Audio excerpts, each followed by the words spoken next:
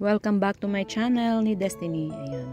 Punta tayo dito kay Papa Dan at kay Joy Diwata. So, hindi naman bago sa atin na itong ang dalawang bagong love team ngayon ng Kalingap ay talagang inaabangan at kabang-abang ng mga fanatics ng Danjoy. So, isa na rin ako dito fanatics ng mga Danjoy.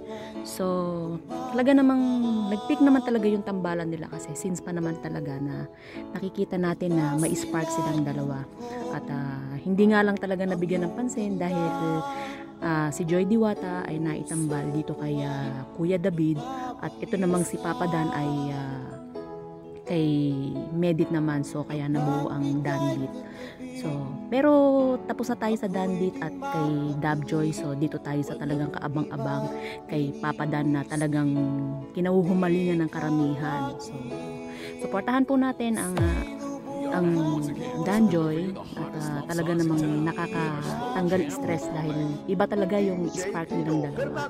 Talagang lahat talagang stress free, talagang nakakawala ng lungkot at mapapasabay ka sa kanila. Hanggang dito na lamang. Sana abangan niyo po ulit at sundan ang aking susunod na pagkuhan sa kanila, pagtutok. Maraming salamat. See you next on my vlog.